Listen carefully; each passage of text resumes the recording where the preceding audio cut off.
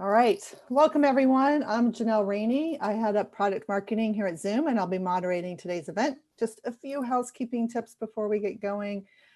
Please go ahead and add your questions to the Q&A panel, and we'll try to get as many questions as possible. We are recording this webinar, and we will send it out later. And we're also using closed captioning today. We're once again excited to provide you with another weekly update on all that Zoom has been able to accomplish as part of our 90-day plan and continued commitment and focus on security and privacy. Today, we're going to have Eric, our founder and CEO, provide a progress update. Then Oded, our Chief Product Officer, will walk through recent updates to our platform and upcoming milestones and product changes. And finally, we'll hear from Max Krohn, Head of Security Engineering, about the cryptography design for end-to-end encryption. And lastly, we'll open it up for Q&A. With that, I'm going to turn it over to Eric. Welcome. Thank you, Janelle, and thank you all for your time today. We are very pleased to have made continued steady progress on our 90-day plan over the last week. As promised, we published a draft end-to-end encryption cryptographic design for peer review on GitHub last Friday. This is part of our commitment to build our end-to-end encryption offering in a transparent way. In terms of the specifics of what we unveiled, Max will provide more color later in our webinar.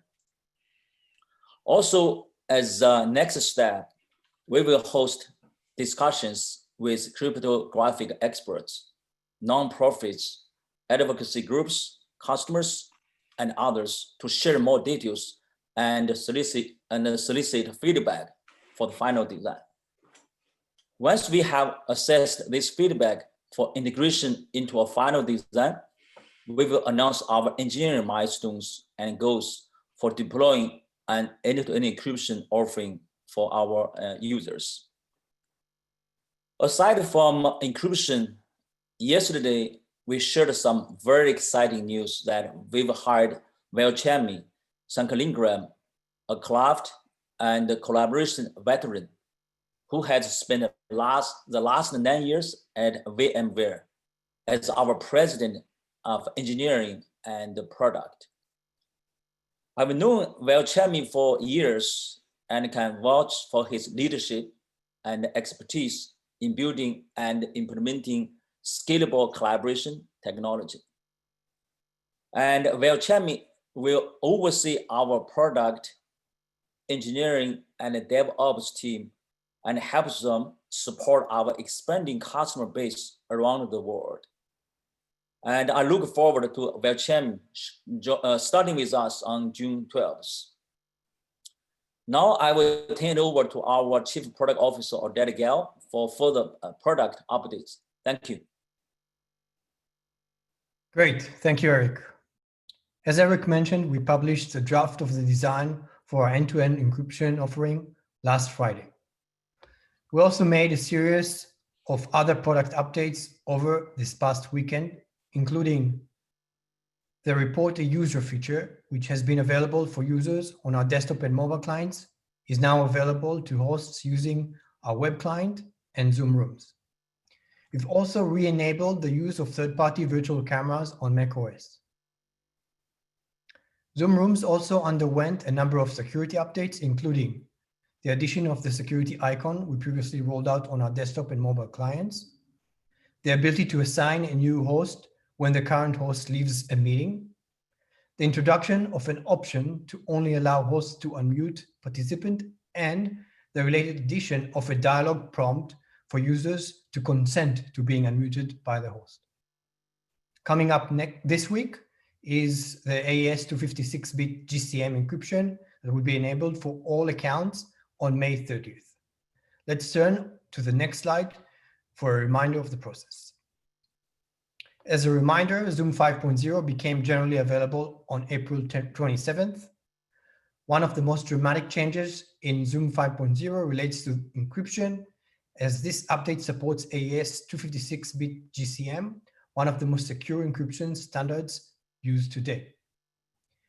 A system-wide account enablement to GCM encryption will occur on May 30th after which time only Zoom clients on version 5.0 or later, including Zoom Rooms, will be able to join Zoom meetings. This means that action on our users' part is required. We urge all users to update to Zoom 5.0 or higher as soon as possible if you have not done so already.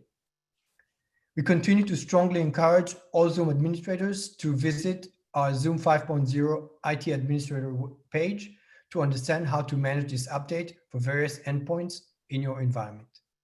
Our Zoom 5.0 blog from April 27th and Zoom 5.0 is here section of our website are also great resources.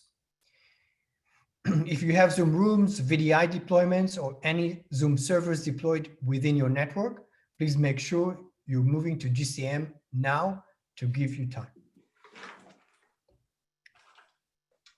Next month, next slide, we will roll out a handful of other updates, including enabling hosts to lock virtual backgrounds. Paid accounts will be required to use passwords and waiting rooms for their meetings. And now, I'll turn it over to Max Kron, our head of security and engineering, to elaborate on Zoom's cryptography design for end-to-end encryption. Thank you, Oded. The draft of the cryptographic design is now available on GitHub for anyone who would like to review it. It's also linked via the Zoom blog that was published on May 22nd. Zoom's engineering team, which now includes our team from Keybase, all of whom have deep encryption and security expertise, has been working diligently to build our vision for end-to-end encryption for Zoom meetings, with the goal of maintaining the platform's trademark ease of use and making it easy to deploy the new key management. I guess just back the slide up one step if you could. Before we get into what we've been working on, which we're excited to talk more about, let me just provide a quick refresher on what we mean by end-to-end cryptography.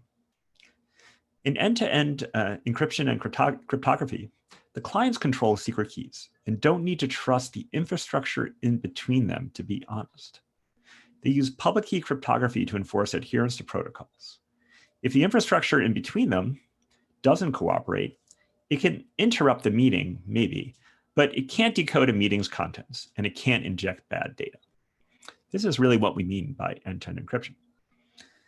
The other thing to consider here is that it's important to identify who the participants are. If we get that wrong and include an intruder into the protocol, then all guarantees can be lost. And so here's where we should show that little picture of a spy.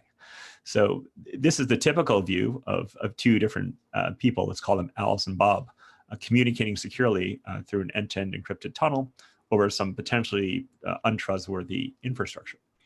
And the key here is both to make sure this tunnel is set up properly, but also to make sure that unwanted bad guys aren't led into this tunnel also. So not to let a spy into the end-to-end encrypted meeting. And so that's what we're going to be talking about in more detail in the following slides. And before we get going into the new material, let's also take a step back and describe how Zoom's current encryption works. Zoom meeting content currently traverses the servers encrypted with AES-256 ECB mode encryption. As Oded just covered, that will be moving to GCM system-wide later this week. When an authorized Zoom client joins a meeting, it is provided with a 256-bit key per meeting key from Zoom server. This design currently provides confidentiality and authenticity for all Zoom data streams, but it's not true end-to-end encryption because Zoom server retains the key. And someone who's potentially compromised Zoom servers could get access to that key and therefore decrypt the meeting. As we work to build out a true end-to-end encryption offering, our goals are twofold. We're going to prioritize confidentiality such that only authorized meeting participants can have access to their meetings data. And we're going to work hard to maintain the integrity of meetings by ensuring that those who are excluded from a meeting have no ability to corrupt the content of a meeting. But unlike before, we will seek defenses against more powerful attackers, those who could read and change the communications between the meeting participants. As with any product improvements, we can't promise everything, and we want to mention from the outset that there will be certain limitations.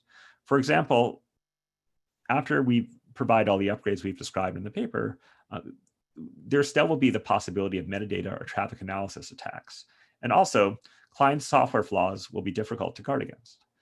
Further, end-to-end encryption will not be supported for dial-in capabilities for phones, SIP, or H.323 devices, as all of these devices are incompatible with end-to-end cryptographic guarantees.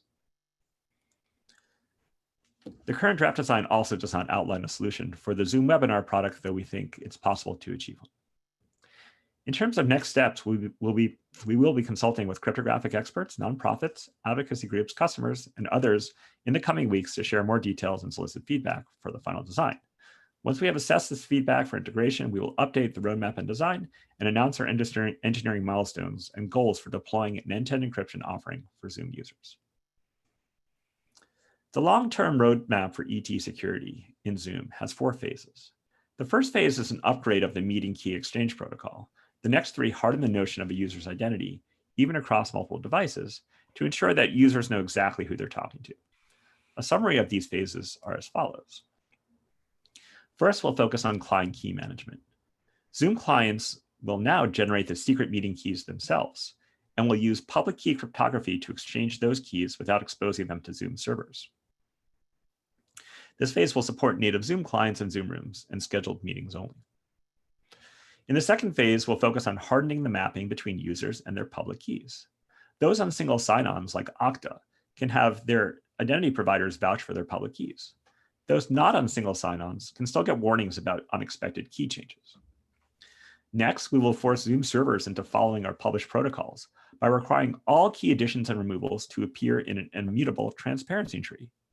Attackers could attempt sophisticated attacks like adding fake devices for users, but would leave an indelible record of their misdeeds. The stance here is trust but verify. We will also add support for upgrading regular meetings to ET Secure where possible. And finally, for those not on SSOs in phase 4, we will introduce better mechanisms to detect the most sophisticated attacks before they actually succeed. We are incredibly excited about this undertaking and look forward to feedback from multiple stakeholders. With that, I'll turn it back to Janelle. Excellent. Thank you, Max. Before we jump into Q&A, I'd like to welcome back Brendan Idelson, Zoom's Chief Technology Officer, and Lynn Holland. Lynn is our Deputy General Counsel, Chief Compliance and Ethics Officer, and we may have a few more people jumping in as they wrap up their other meetings. So with that, we are going to jump into the Q&A. So thank you all for putting in your wonderful questions. There are a few related to this end-to-end encryption paper. So Max, maybe we jump into these to begin with.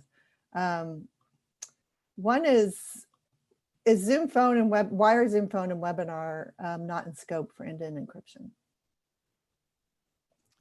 I think the real issue with Webinar is probably one around UI. I think the UI is kind of hard to get a good handle on if you're trying to scale to tens of thousands of people, what it means for the right people to be in the meeting. I think we're going to care a lot about that for smaller meetings. It's not something that there's a hard technical limitation preventing us from solving. It's just we wanted to try to focus our effort on where we thought end-to-end could be most useful. And that's where we have our focus right now. As for Zoom Phone, this is a trickier issue because obviously the Zoom Phone does run a native client. And there's also sometimes Zoom Phone goes over the SIP protocol, which isn't end-to-end, which is not compatible with end-to-end security. So it's kind of a complicated product decision, and we hope to achieve it soon, but it's a little bit more complicated than the other kind of ways you can access Zoom, and we're going to put it off, I think, until we kind of have a better sense of how it's going. Excellent. And welcome, Alex. Alex was one of those who was able to sneak in from another meeting. Alex has been a wonderful security expert and advisor to Zoom and was one of the authors of the paper as well. So Alex, we were just discussing some of the questions from the paper. The next one, Max, is Zoom chat covered in end-to-end encryption? I guess there are two different Zoom chats we can speak of. The one is the in-meeting chat, and the other is the out-of-meeting chat. And I think the in-meeting chat is the first one we can hit with this proposal. It's not exactly in the document, but we think we should be able to get to it.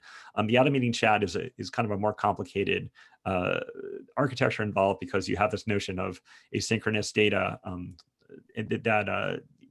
the encryption technology is a little bit more complicated around that. I know there's also some internal movement on the product there, and so we're not going to focus on it right now. We're going to focus for the first phase, at least, on just meetings. Great. Oded, you looked like you wanted to pop in there. Was there something you wanted to add to that? No, I just, Okay. we will get there. That's the answer. Okay. Let's see. Then there's a couple questions. One, Suzanne has asked, when do you expect end-to-end encryption to be implemented? And there's another one of, will you be implementing in different, why will you be implementing in different phases? Or when will you be? Sorry. Well, the first thing we need to know is when, what the feedback will show, and maybe there will be things we hadn't thought of that really can change the way we design the system. And so in that sense, we're not 100% sure what we're implementing right now. That could obviously change during the review period. The reason why we split things out into multiple phases is that we obviously want to ship something very good as soon as possible. And my background is from a company called Keybase, and we spent roughly 6 years building everything that's in this document. And obviously this time around, we intend to do it a lot faster, and we have a lot of help. At the same time, we know this stuff can be hard to do all at once. And so we think the most prudent thing to do, and the best thing for Zoom's customers, is to just every upgrade that's available, we should ship it as quickly as we can. And if you look at the document, we detail more complicated attacks the further we go through the proposal, and it makes sense to fend off the most practical attacks first, and then kind of focus more on the more complicated attacks. And that's the way the document's structured, to go after what we think are the easiest attacks to pull off if you could. And then later on, while that's out and while we're getting good experience building this stuff and productizing it, then to go after the attacks that we think are more complicated to pull off. Janelle, I'd like to add a little bit in color on our approach. So there's so many services like a meeting or webinar or chat, the phone or CRC connectors. Our top priority is to focus on the meeting product, to give our meeting users an advanced option to support end-to-end encryption. That's why we publish white paper, get feedback. We wanted to build the most secure meeting solutions first. And after that, based on the feedback, based on the implementation, we will add it to other services step by step and based on the feedback. The top priority is to support the meeting services. Excellent. Thank you, Eric. So Alex or Eric, can you maybe talk about this process of getting feedback, and when will a revised report come out? Yeah, so the initial kind of feedback phase was intended to last for 2 weeks. And so anybody who's interested can go and file issues in GitHub. GitHub's a great platform for this kind of discussion, and is used by a number of companies for this purpose.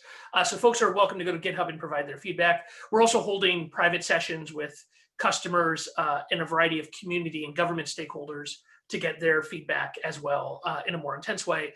By the end of the 2 weeks, we'll probably do a major revision, so people can watch as we're making small changes to the paper, and then we'll do kind of a major revision and release probably in a couple of weeks. And then, as Max talked about, this product's being rolled out in a phased process. And so part of the goal is to ship phase 1. There will be changes to the paper, like no plan survives first contact with the enemy. And the enemy in this case is the complexity of building encryption on a very complicated product that people are already using a bunch of different variety of circumstances.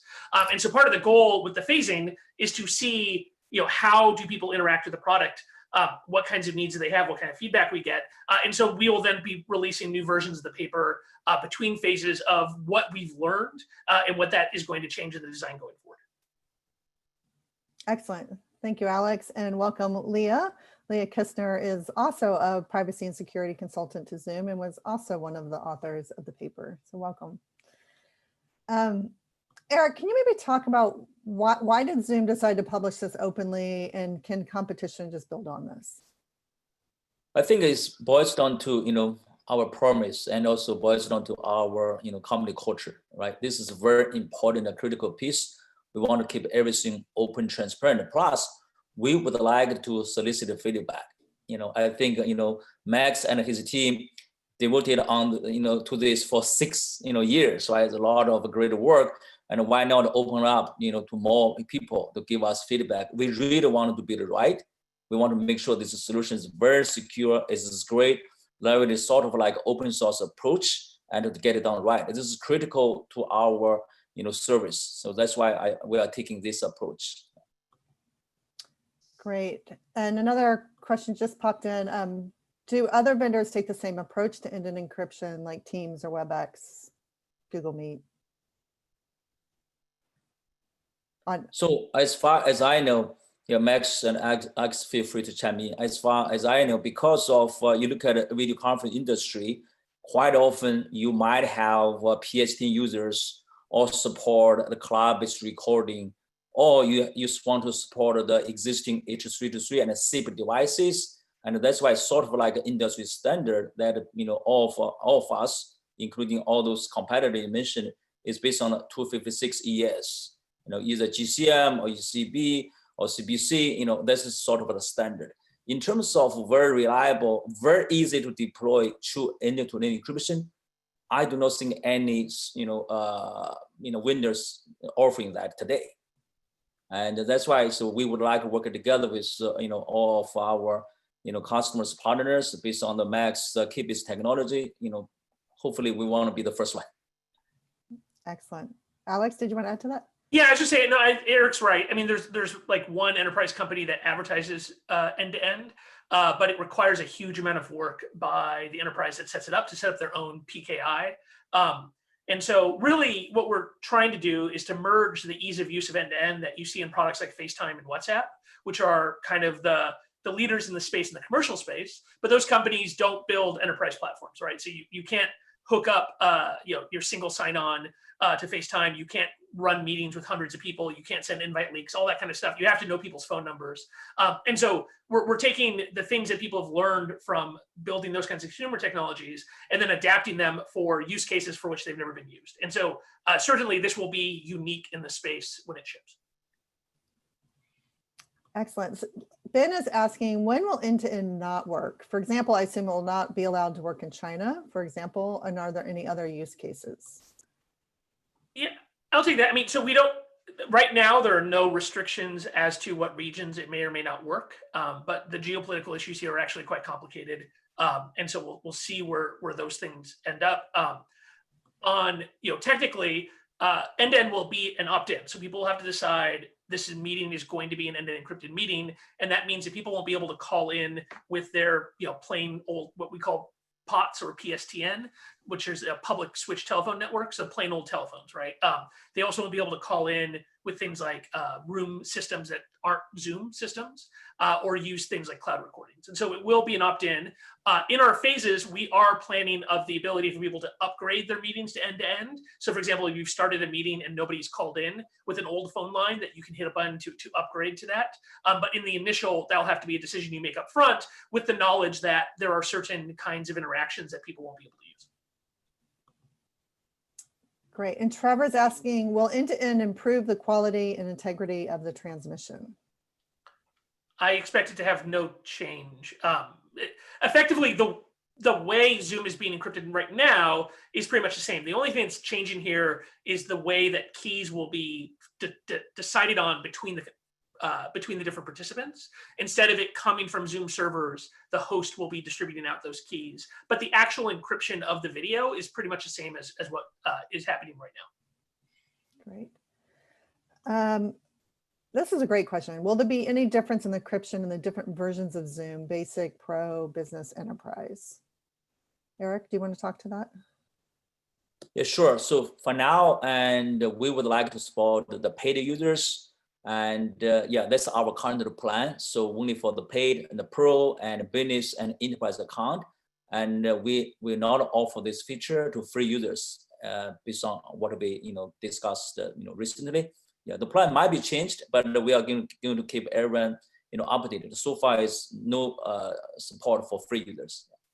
And that's for the end-to-end encryption, correct? Yes, that's right. And then if we're talking about the GCM for this weekend, that's for everybody, right? That's so very important that you're updating to that 5.0 client and that everybody would be using the GCM. Yep.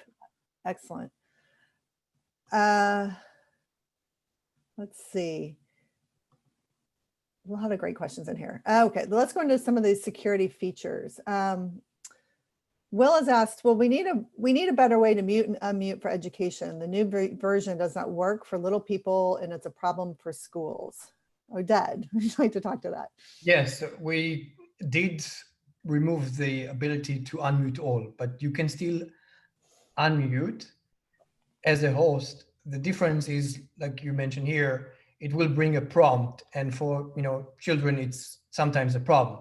We acknowledge that, and what we will build is the ability to provide a one-time consent for those type of situations. Of course, we'll kind of review that, make sure it's according to the privacy and the security that we need.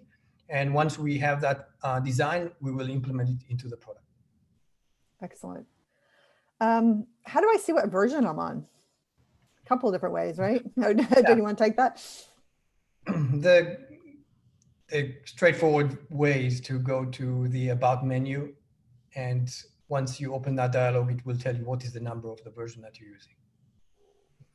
Great. What you're looking for is if you're on at least 5.0, one of the things you can look at is in the upper left-hand corner of your screen, there's a little shield up there with a check mark in it. That will only appear on 5.0 and greater clients. The old one was a green lock icon instead. All right, any plans for Giphy coming back? So yes, we did remove it to really ensure the privacy protection of our users. And we, once additional technical measures are applied, we will bring it back. Okay, also related to the 5.0 update, let's see, I'm wondering if the 5.0 update will impact already scheduled meetings. Also, if invitees will anticipate any barriers with the Zoom update. So this update is not related to a specific meeting. It will impact the client itself that you're using to join any meeting. Meaning you will need to be able to join a meeting only if you have the latest client, which is 5.0 or later. And Also, if you don't have the update, you could join through the browser, correct? Correct. You will have an option. If you didn't have the client, you will have a fallback. Well, you'll be able to join using the web client. also, if if you schedule a very big, large meeting, ideally, actually, before that, better send an email to let all those meeting participants upgrade. Otherwise, there might have a delay, to join the meeting if they still use the old client. So. And we've been doing a ton of communications around this. So hopefully everybody is listening and acting and updating. And we're tracking all of that, making sure everybody is. Will participants in meetings be required to have a Zoom account on May 30th? No, there is no change in terms of how you join meeting with or without an account. You just need the latest version. Great.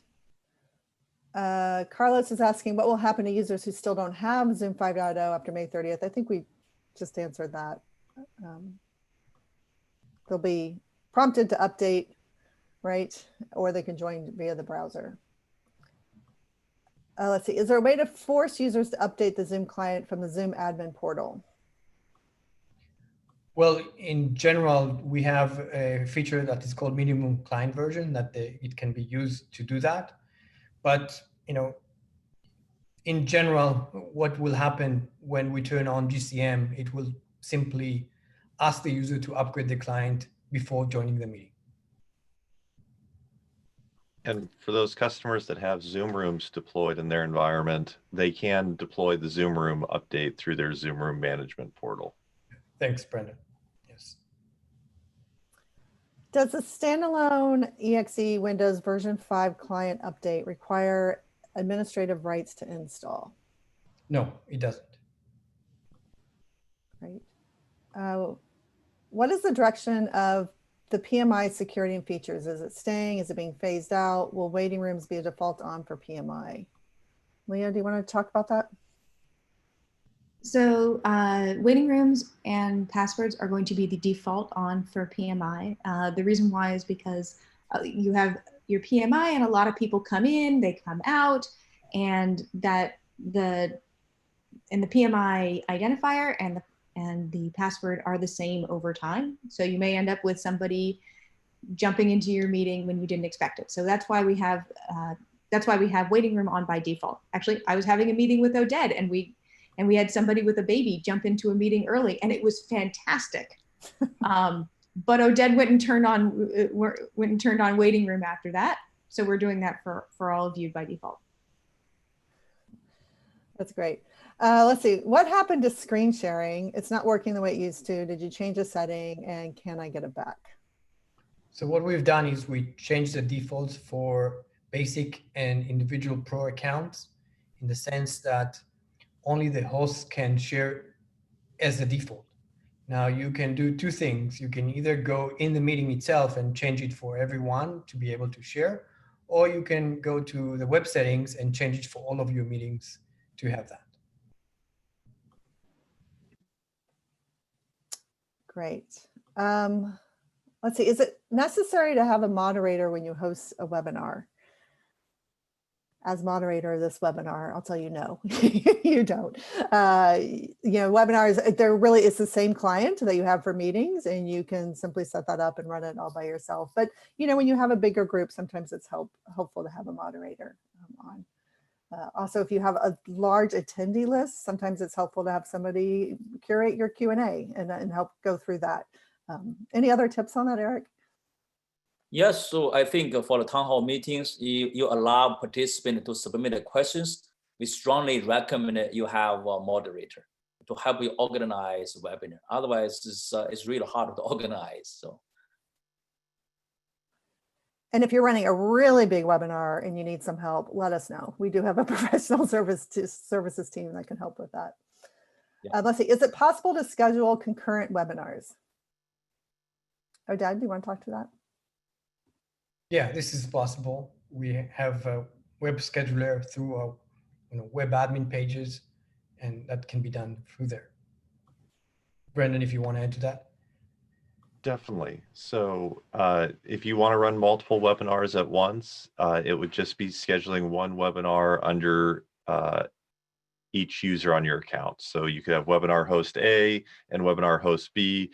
Each one is running one of those webinars running at the same time. Let's see. I'm not sure I understand this question. What is the significance, and how do I change? How do I change the data routing? Brendan, do you want to talk about that? Great question. The data routing option really allows you to control where your data in transit moves during a Zoom meeting. So if for some reason you do not want meeting participants to leverage one of our data centers in our global network of data centers, you can opt out of that data center to make sure that no traffic ever passes through that. So we naturally recommend that folks leverage as many data centers as they feel comfortable with, so that their participants are connecting to the closest data center for the best connection. But we want to empower people to have complete control of which data centers they are using for their concerns. Excellent. And Lynn, we have a question about, is Zoom safe to use for counseling sessions?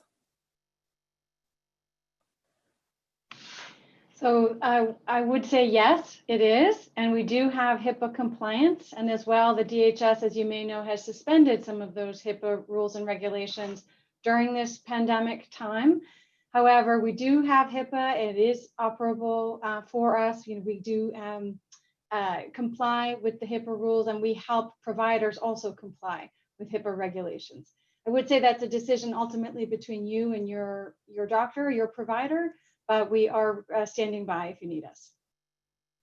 Yeah, also just quickly, not only that, but also we have a specific feature built for that use case. Like you can put somebody on hold, right? See, like 3 of us doing that session, I want to put another person on hold. You and I can keep, talking, and we have those features built in because, this use case was supported, a while back. Yeah.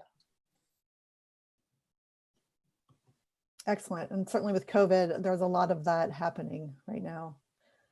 Let's see, Oded, will a password be required to enter a meeting through a link on an email invitation?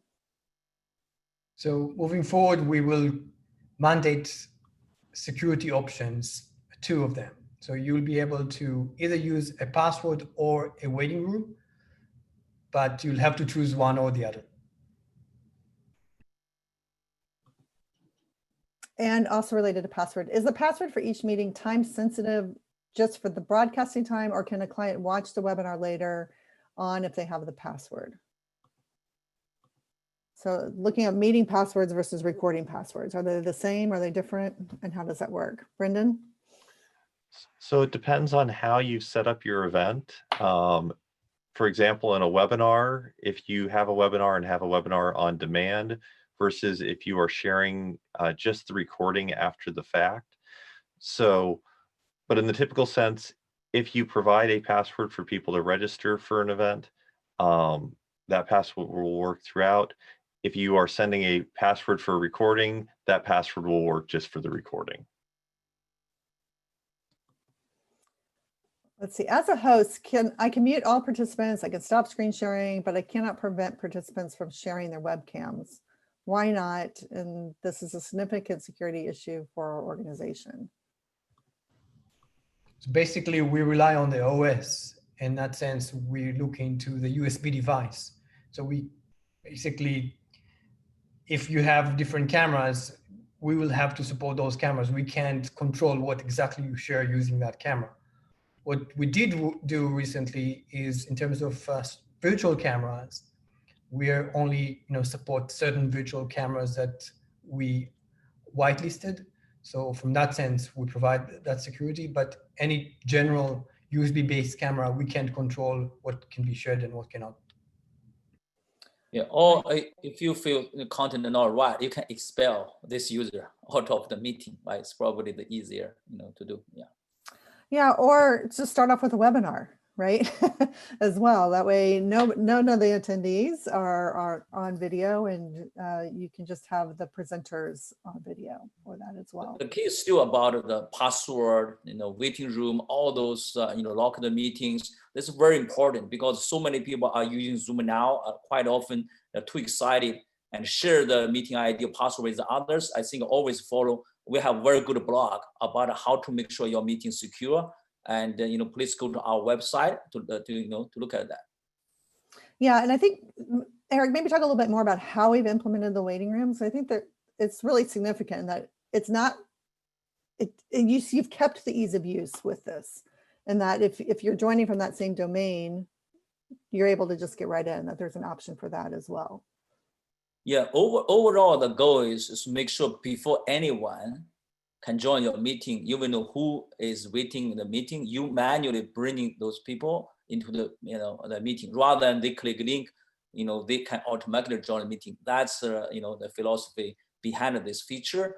And however, for the very, very big meeting, you have say like 600 people, probably this feature not usable. But for most of the meetings, you either enable password or waiting room or enable both. It's pretty secure. Yeah. Great. There's a question here saying we'd like to see an official statement in writing of the level of security and privacy since undertaking this effort. We only ask for this because of those who are uninformed continue to cite incorrectly that Zoom still represents a security risk. And that is available. I believe we're going to have Kristen post this in the chat for you. But if you go to our privacy and security page on our website, there's a letter from Eric and the executives that state what we have done and what we continue to do and our commitment to that. Eric, what is Eric's vision using his success to inspire younger people to become entrepreneurs? Can he share his experience of how he started Zoom and what difficulties he's encountered and how he overcame them? We could have a whole meeting on that, Eric. I do not know how to answer this question from a security and a privacy perspective. So, but anyway, so just have a dream and do the right thing for the world. Keep working hard, stay humble. That's it. Excellent. Lynn, maybe you could take this one. I got an email this week from Zoom that Zoom is selling my data. What's up with that? That sounds like you probably got a letter from a different Zoom, not our company. Zoom Video Communications does not sell your data. We do not monetize it. We do not rent it. We do not sell your data in any way. We never have, and we have no intention of doing so in the future. I would ask you to take a look. If you have more detailed questions, take a look, please, at our privacy policy, which does lay out the kinds of data that we collect in order to provide Zoom to you. But again, we do not sell user data. And my guess is that you've probably received a letter from a different Zoom. Can a user set up a meeting but not attend the meeting? Yes, that's possible. And you can even, provide an alternate host that will host the meeting for you if that's required. All right. And is there a plan in the works to allow administrators to block users from creating meetings? Schools need to have students use Zoom, but allowing them to create their own meetings creates risk for us. How would you suggest they handle that, Brendan? There's a few different approaches to handle that. One of the features that some schools have started using is one that we call external authentication, so that their students do not need to have a Zoom account, but can authenticate against their school's identity management system prior to joining into a session. So only their teachers will have Zoom logins. The students, to connect to the session, will authenticate against their identity provider. And that way everyone is authenticated, but only their instructors actually have a full Zoom account that can host meetings. Excellent. This question says, I was recently told by my support team that if a participant incorrectly puts in the wrong meeting password 5 times, they'll be locked out of the meeting for 30 minutes. Is there anything that can be done from an admin portal to unlock that meeting? And does it lock everyone out? Leah, Oded, Brendan. Who would like to take that one? So we do have a few features on the platform to help protect meetings. And there are different cases where someone might, if they are repeatedly trying to join a session with incorrect information, or repeatedly trying to log into their account with incorrect information, where it may lock it. In those cases, for example, a user trying to log into their account multiple times, as an administrator, you can always unlock it from your admin portal for that user, or there's always our support department that would be more than happy to answer that question. Just have one of your administrators or account owners reach out since they'd have the authorized credentials to do that unlock request. And here's a question. As not a techie person, most of my customers are too in the conferencing space. I just need a clear answer on whether Zoom is completely safe for events. I want less tech talk and more marketing speak, please. So maybe this is geared towards me for less tech. So I'll start, but you guys can add on this. I think just keep it to the non-tech answer, right? I mean, absolutely, you can make sure that your events are safe. I think the main thing you can do is, if you are going to be sharing your meeting ID online, you're not going to be sharing your password with that, right? So making sure that you're setting up your passwords, you're having on the waiting rooms, you're doing everything you can to protect that meeting. And as that host, you also have that security icon when you update. So you can then manage that meeting and expel somebody, pause anything, and kick them out. Any other tips for newbies? Use webinar as an option. We spoke about it several times in kind of more larger events when you want to be more of a broadcast of a group of people like we do here to a large audience. Then the recommendation is to use a webinar. And also, yeah, go ahead, Aline. No, sorry, Eric, apologize. I was just going to emphasize what Janelle said, if I may, about please do not post your meeting ID and your password together. If you do have a large event, as Oded has mentioned, as we've mentioned several times, a webinar may be an option. But another thing you could do is announce the event and then have the attendees contact you in advance to have those Zoom qualifications to receive the meeting ID and the password separately. And then perhaps I know that takes more work for the meeting host, but that is a way of just being sure that the people who attend your meeting are attending with good, with good intentions. So really taking care not to have those meeting passwords and ID posted publicly. That is really the #1 thing that you could do. For more detail, please do, if you have a chance, please do pull the recording from last week's webinar from May 20th. We discussed quite a bit about how to secure your meeting from meeting disruption, including the features, including some additional places to look for tips and best practices, and so forth. Thank you. Yeah, very well said. Thank you, Lee. Thank you, Eric. Excellent. I think that probably also answers Alan. He was asking what first-time users or hosts need to know before running their very first meeting. Yeah, just to back up what Lynn said, when you send out that link to your meeting that has the meeting ID and the password in it, that's an invitation that you're extending to people, and you're so excited to have the people you want to talk to in there. But everybody you share it with, that's another person that you're inviting. And just like in real life, if you send out an invitation to a lot of people, you may get some people who you don't want to be there, because apparently a lot of people have way too much free time. So same deal with the internet. Excellent. And just like anything you're doing for the first time, practice, right?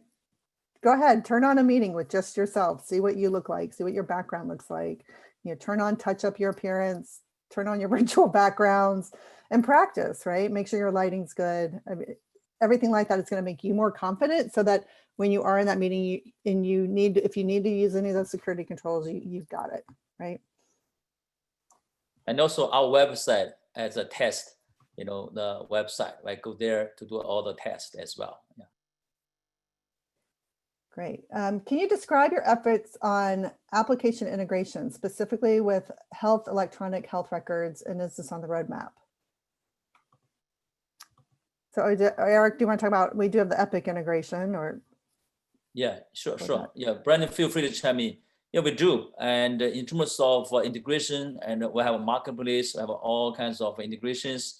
Take healthcare, for example, we have Epic integration, and we're going to add more and more, the integration as well, because we have so many customers from healthcare, a lot of third-party applications, to have a seamless, the integration is very important. Yeah, I think probably we already support most of the common and popular, the healthcare applications already. And here's a fun use case. They conduct trivia games using the chat function in many meetings for participants to the host. But they want to be able to have the host and the co-hosts to be able to have a separate chat, which you can do. You just individually can chat one person in that meeting with the drop down in the chat window. So you can privately chat with them. Let's see. Eric, kudos on all the security improvements the team has made and how Zoom has supported so many users during this time. How has the company changed, and what have you personally learned through the last 2 months? I think first of all, I think it's more like I would say boils down to our company, the product design philosophy, or maybe part of our company culture. So, because when I started the company, the mission is to build the frictionless collaboration service. I think looking back, I think there should be the secure and frictionless collaborating experience, right? Back to the quite often the usability like a mute and mute, right? We disable that. So I think the lesson learned is when it comes to a service to serve hundreds of millions of first time end users or consumers, you cannot have a philosophy. You just build all the security features, let the enterprise IT to work on disabling or enabling features. You have to make it simple, have some package, like a K-12 schools. Ideally, you have just a K-12 school template or package, because they may not have IT team. So that's why, used to be, we only focus on a lot of enterprise customer, give you all the security features, feel like we are done, right? Working together with IT team. We need to go one step further. That's the first lesson. Another lesson learned is we got to take a step back, review every, process, every corner case, make sure there's no privacy issue, and also double down on the security. We invested more. Overall, I think it's good for us. We have a high confidence, by doing that, we're going to transform Zoom to a different level and make sure its company is going to become better and stronger. Ultimately, that's good for us, also good for our users. So any feedback to help us is very, very welcome. Excellent. More feedback. Let's see. How do I hold a public meeting like a court session or town council meeting if a password is required? Lynn, do you want to talk to that? Or Leah? Oh, sure. Thanks, Janelle. I can kick it off and of course invite Leah and Oded to chime in. As Oded already spoke about today, you may wish to consider using a webinar, and the person that you need to interact with could then be selected as one of your panelists. In other words, the webinar has a feature whereby you can select a group of people. It doesn't just have to be one or two, but you can select a group of people to be able to have that back and forth interaction that would be so important in a court hearing or a court trial setting. Otherwise, you may just wish to make sure if you are using a meeting and you have a number of people who need to engage in that way and have that back and forth, you may just wish to be sure again that you do not share the meeting ID and password itself publicly, but announce the event and then figure out some way, to have people email the host or email the host's team. And if you have a moderator or an administrative person who can assist in authenticating those users, even for a larger meeting, you may have that ability to authenticate to be sure that the people who join are welcome and again, who join with the best of intentions.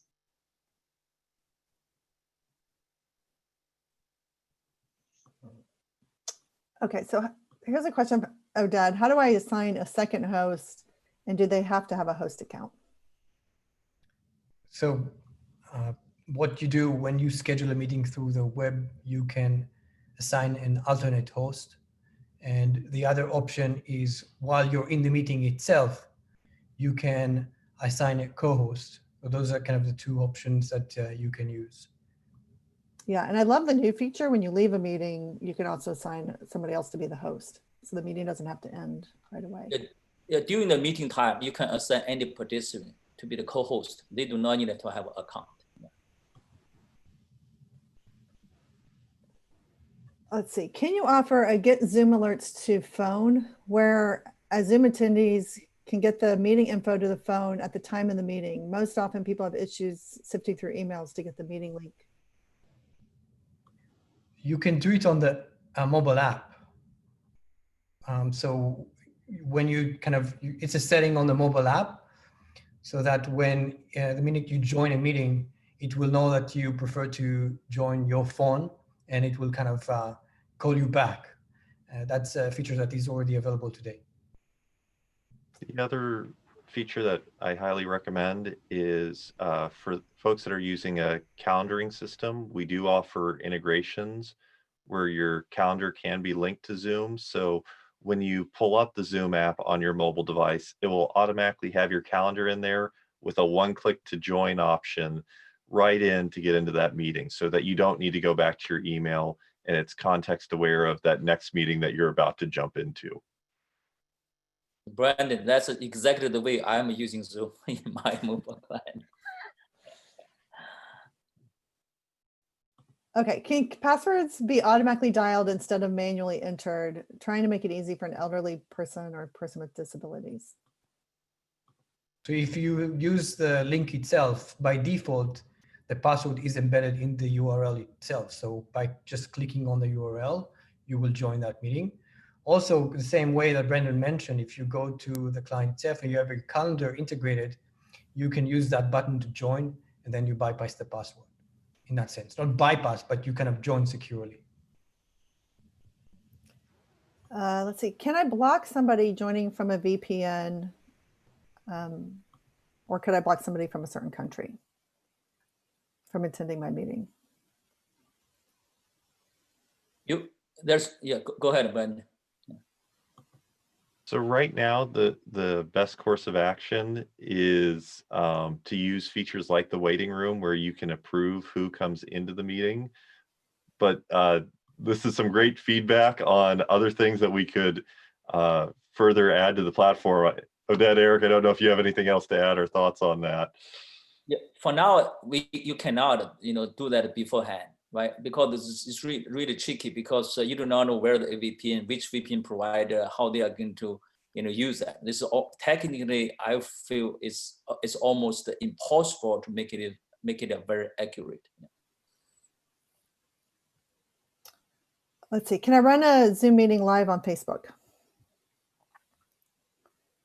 Basically, what you can do is you can integrate with Facebook Live, where you can stream the meeting to Facebook.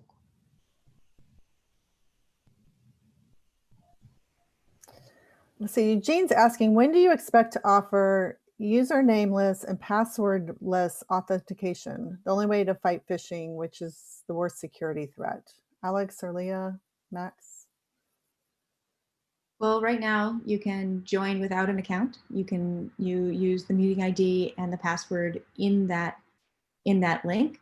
If you have an enterprise that has an SSO integration, then whatever that SSO identity provider gives you, two-factor authentication, whatever they use to authenticate you will work just very seamlessly with us as well, because we'll rely on them to vouch for your identity.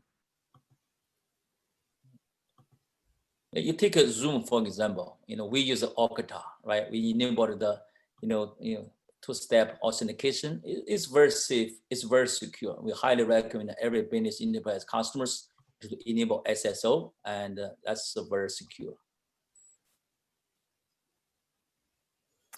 Let's see, Odette, I don't want it to be able to, or I don't want any of my attendees to be able to invite people once they're in the session. How do I disable the invite button? Right now, this is a feature that is available. Once you're in the meeting, you're able to invite others. We're looking into how to disable that in future setting. You can always continue to use the waiting room. And as the host, you would be able to approve or not approve people to join the meeting. So even if somebody goes and invites people, they could get them as far as the waiting room, but they couldn't get them into the meeting. But as Odette said, working on it. Yeah, those feedback can really help us. You see, like, a person, invited other people you do not want to invite. So that's why we need to control this feature. Those feedback are great. Thank you. Excellent. I think we might have time for one more question. Is the support team available during a webinar session for instant support, such as chat with the live team? We often need immediate attention if something happens in the Zoom. Brandon, yeah. Yeah, so our support organization is available 24/7, 365 through various channels. So highly recommend on the support website, which is support.zoom.us, looking at the contact page there that talks about all the ways that you can reach out to them for that quick access during one of those events. Yeah, and I would highly recommend our webinar team. They run Webinar 101 every single week. So, whoever's moderating or setting up those events, have them attend it, ask the questions and get comfortable with it. And then also, if it's a big session and you're really worried about it, you can engage our managed services organization to help as well. With that, we are at 11 o'clock. I would like to thank all of our panelists, all of everybody who's attended and asked great questions. Eric, any last words to wrap us up? Yeah, thank you all. Great questions, great feedback. See you next week. Thank you.